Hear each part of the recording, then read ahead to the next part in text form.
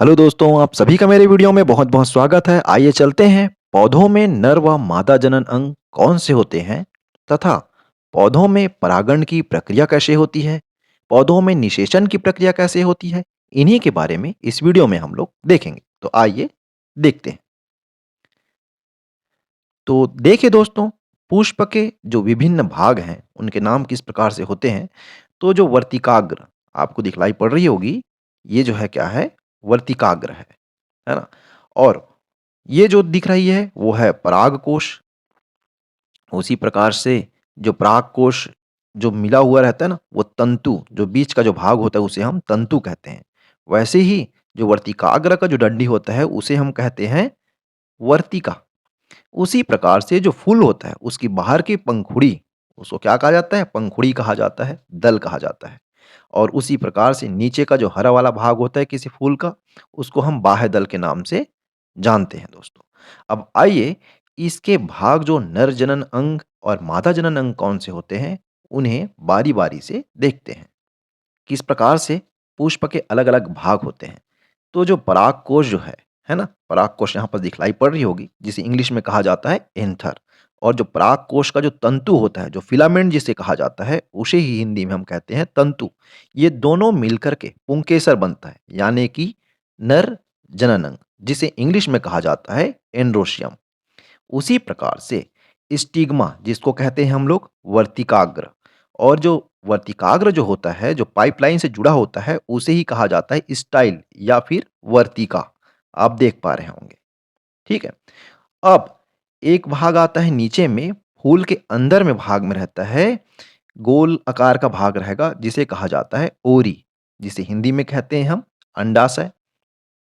ये तीनों भाग स्टिग्मा, स्टाइल, ओरी, जिसे हिंदी में कहा जाता है वर्तिकाग्र, वर्तिका और अंडाशय, ये तीनों मिलकर के बनते हैं स्त्री केसर, या फिर इसे ही कहा जाता है गैनेशियम, जिसे जायांग भी कहते हैं।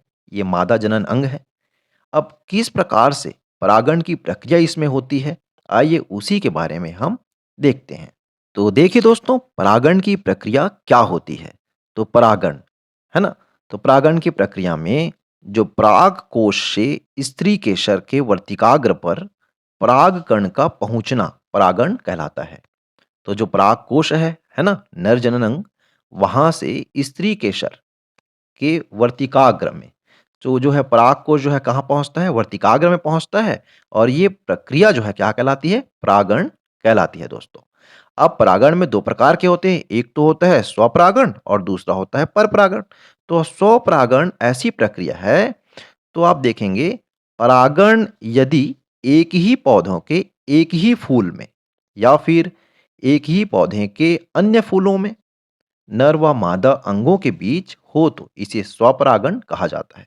मतलब एक ही पौधों में होती है ना ये क्रिया, तो इसे हम क्या कहते हैं? स्वपरागण कहते हैं।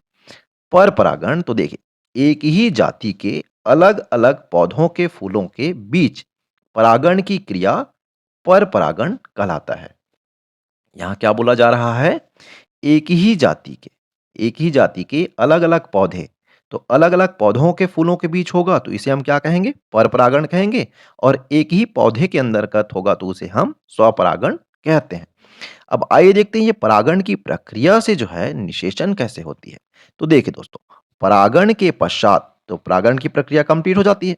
तो परागण के पश्चात यदि वर्तिकाग्र या वर्तिका में परागकण का अंकुरण होता है, तो वर्तिकाग्र या वर्तिका में परागकण का अंकुरण होता है, तो पराग नली के जरिए परागनल का मतलब परागकण का मादा जनन कोशिका अंडाणु जिसे कहा जाता है, तो अंडाणु तक पहुंचता है और निषेचन की प्रक्रिया होती है। तो इसे ही निषेचन की प्रक्रिया कहते हैं।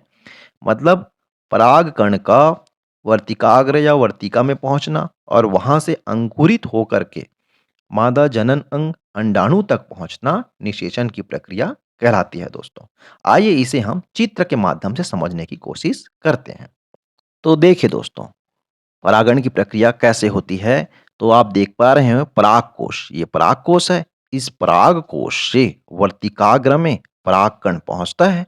और ये जो वर्तिका जिसको कह रहे हैं ना, वो वर्तिका को जो है परागनली भी कहा जाता है। और इसी से होते हुए इसी से होते हुए अंकुरण कहाँ पहुँच जाता है?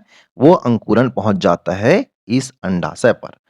तो परागकण का अंडाशय में पहुँचने के बाद क्या होता है दोस्तों, जो नर युग्मक जो है, नर युग्मक तो नर जनन कोशिका जो होती है, नर युग्मक कहलाता है। उसी प्रकार से मादा युग्मक, ये दोनों जो है आपस में मिल करके क्या बनाते हैं? ये दोनों आपस में मिल करके बनाते हैं युग्मनज। क्या बनाते हैं? युग्मनज। और युग्मनज बना करके इसका निर्माण होता है दोस्तों बीज बनने में। और इसी बीज के अंकुरण से एक पौधे का निर्माण होता है। आप समझ गए होंगे किस प्रकार से किसी भी फूल में किस प्रकार से परागण की प्रक्रिया होती है और परागण के पश्चात निषेचन की प्रक्रिया पूरी होती है।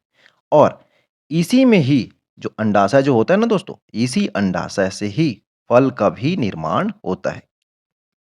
तो आप देखे होंगे किसी भी फूल से ही तो फल का निर्माण होता है ना? तो फूल के कौन से वाले भाग से? तो फूल के अंडाशय वाले भाग से ही फल का निर्माण होता है। ये वीडियो आपको अच्छी लगी हो तो इस वीडियो को लाइक करिए, सब्सक्राइब करिए और ज़्यादा से ज़्यादा अपने दोस्तों के साथ शेयर कीजिए। Thank you.